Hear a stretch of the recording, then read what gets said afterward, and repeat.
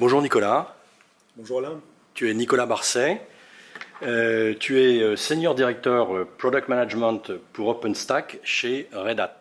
C'est bien ça. Tu as rejoint Red Hat il y a maintenant presque 3 ans, lorsque Innovance, dans lequel tu étais, a été racheté par Red Hat. Donc, nous sommes aujourd'hui à OpenStack Summit de Sydney, et Red Hat vient de faire un certain nombre d'annonces. Est-ce que tu peux me les expliquer ? Ça va être assez simple. En fait, on a fait 2 annonces produits importantes. La première, c'est une annonce au sujet de Ceph, dont la version 3.0 est sur le point d'être réalisée. Elle amène quelque chose qui était attendu depuis fort longtemps. Ceph est un produit sur lequel on supportait la fonction block storage, la fonction object storage, mais pas encore le file storage. Et avec la version 3, ça y est, enfin, on supporte le file storage. Ce qui veut dire qu'avec un seul logiciel de Software Defined Storage, on arrive à supporter les 3 modèles d'utilisation du stockage. Ça permet de ne former qu'une fois les équipes de stockage et leur faire devenir fournisseurs de ces 3 modèles de façon indépendante ou commune, avec des clusters qui vont certainement être différenciés en fonction du modèle, mais avec une connaissance de l'outil qui est unique.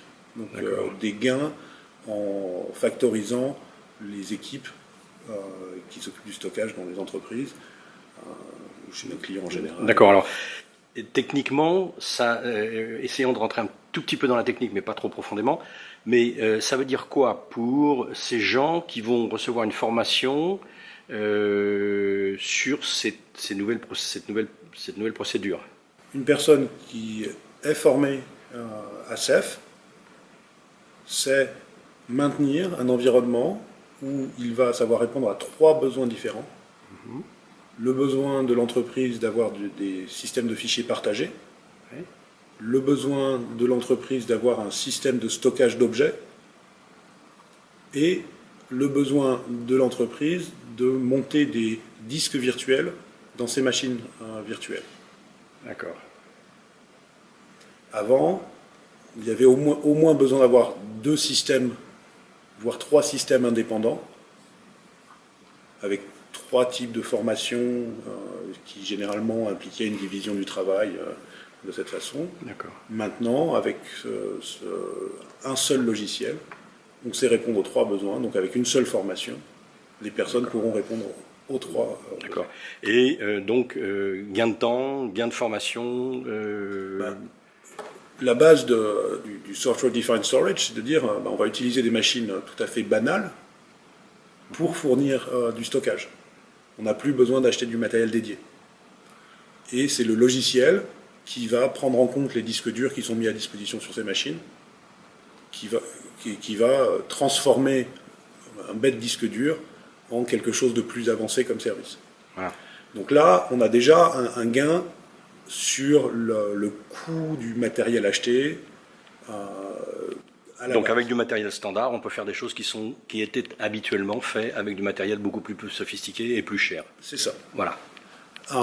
Et puis ensuite, en fonction du matériel que l'on va mettre, on va pouvoir avoir des performances très élevées ou des performances très basses, et donc complètement choisir le coût du stockage que l'on va mettre en œuvre. D'accord. Plus être dépendant d'un fournisseur sur la définition de ces différents types de classes de services.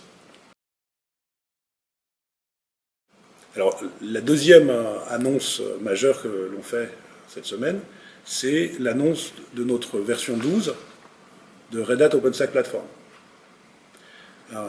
Pourquoi est-ce que c'est une annonce majeure ? Déjà parce que c'est une version majeure, mais aussi parce que c'est la première version de Red Hat OpenStack Platform où les services sont maintenant fournis sous la forme de containers indépendants.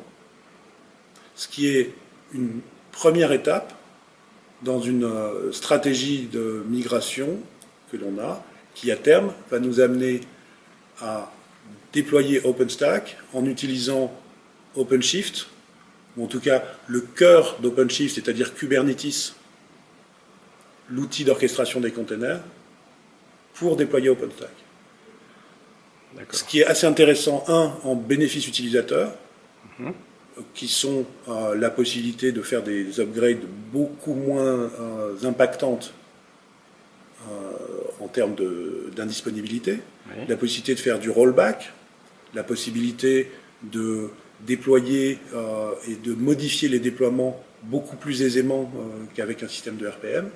Et puis, un bénéfice au niveau du portfolio Red Hat qui est en train de s'unifier autour des technologies qu'on a dans OpenShift pour fournir l'ensemble des services de Red Hat de la même façon. D'accord. Ce qui veut dire unifier la façon dont tous nos utilisateurs vont consommer nos produits demain. Donc ça veut dire que vous allez définir un certain nombre de containers, de services en fait, vous allez faire de l'offre de services packagée si je puis dire. Exactement. C'est ce que l'on faisait au niveau d'un serveur jusqu'à présent, dans l'historique de Red Hat, ce qu'on est amené à faire maintenant au niveau d'un cluster, d'un data center. OpenStack étant un outil particulièrement utile pour gérer la partie physique et la transformer en partie virtuelle, mais on a plein d'autres produits chez Red Hat qui apportent des compléments fondamentaux qui vont pouvoir être déployés en utilisant la même architecture. Alors là, on parle de quelque chose qui n'est pas pour demain, mais pour après-demain, mais c'est une vision qui transforme réellement la facilité de consommation de notre offre pour les utilisateurs. Donc, il y a une offre de services à peu près combien de services, combien de différents Alors, si on parle au niveau microservices, rien qu'OpenStack, c'est une centaine de microservices. Ouais. Si ensuite on parle au niveau produit, chez Red Hat, on a grosso modo une quinzaine de macro-produits avec ensuite des différences. Mais on couvre une gamme qui va du développement d'applications au déploiement des applications, à la gestion de l'infrastructure et à ce qui se passe sur le serveur lui-même, avec toutes les offres de management en parallèle et de plus en plus de fonctionnalités qui tirent parti de l'intelligence artificielle pour aider à gérer les opérations. Vous rentrez dans des services que les entreprises avaient parfois du mal à déployer ou à développer. C'est ça, exactement. D'accord. Et ceci en permettant de le faire de façon sur site, on-premise comme on dit en anglais, ou sur des clouds publics, de façon complètement indépendante. D'accord. C'est notre vision hybride, la possibilité de déployer une application sur les machines d'un client ou sur des machines d'un cloud provider, voire même de déployer des applications qui sont à cheval entre les deux. D'accord. Donc ça va. Est-ce que vous envisagez de faire des templates, par exemple, ou des choses comme ça, pour permettre à des gens de sortir de la limitation que vous offrez en termes de services, en fait? C'est exactement pour ça, je crois en tout cas, qu'on a acheté Ansible il y a quelque temps. D'accord. Pour justement être notre outil de fabrication de templates. D'accord. Donc vous allez avoir un catalogue de services. Quels sont les principaux services que vous offrez actuellement? Est-ce que c'est des services verticaux ou est-ce que c'est des services horizontaux? Ce sont des services, si on parle de verticalité en termes d'utilisation par les clients, on fait très peu de services verticaux. On s'adresse généralement de façon générique sur des services horizontaux. Mais ce sont tous les services qui vont permettre à une personne de gérer ses serveurs, son infrastructure globalement, ses multiples infrastructures et les applications qui tournent au-dessus. D'accord. Donc et ça utilise Kubernetes. Et ça utilise tous ces produits. Fonctionnent avec l'offre. Vont fonctionner à terme sur la base de Kubernetes. Donc, en plus des annonces produits, on a un superbe élan d'utilisation sur OpenStack. On a annoncé il y a un peu plus d'un an maintenant qu'on avait passé la barre des 500 clients en production, et ceci va en s'accélérant. À ce summit, on a annoncé Oak Ridge National Labs, Massachusetts Open Cloud, on a annoncé l'Université de Caroline, on a annoncé différents clients comme International NLI Group, Rackspace a gagné un Innovation Award, Paddy Power Fair et UK Cloud. On a annoncé des clients qui sont plus spécifiques au marché asiatique où on se situe pour ce summit, comme Lotte en Corée, KBS aussi en Corée. On a 2 gros clients à Singapour qui font de l'hébergement. Et puis un gros client en France avec lequel on est en partenariat depuis quelques temps déjà, mais on l'annonce publiquement aujourd'hui. Il s'agit d'Orange. D'accord. Et avec Orange, ce qui est très intéressant, c'est que ce n'est pas juste un client de Red Hat, c'est un partenaire qui contribue avec nous à résoudre le problème du déploiement d'applications virtualisées dans le monde des telcos, ce qu'on appelle les VNF, qui co-contribue avec nous à améliorer ces fonctionnalités et à résoudre des problèmes qui sont encore à un stade de balbutiement, mais avec eux, on arrive à aller beaucoup plus vite parce que quand on a le feedback immédiat et direct de l'utilisateur d'une fonctionnalité, ben on va beaucoup plus vite au but dans sa résolution. Donc ces VNF, est-ce que tu peux expliquer un petit peu plus quelles sont les problématiques qui se posent derrière? Ben, une VNF, c'est un gros mot pour dire une application dans le monde telco. Hein. Voilà, c'est une fonction virtualisée dans le monde des telcos. Exactement. Ouais. Mais alors ces fonctions, ça peut aller de comment est-ce que je mets en œuvre un système de magnétoscope virtuel chez un client dans une offre multiplay chez le client, à comment est-ce que je gère les communications téléphoniques en 4G, en 5G.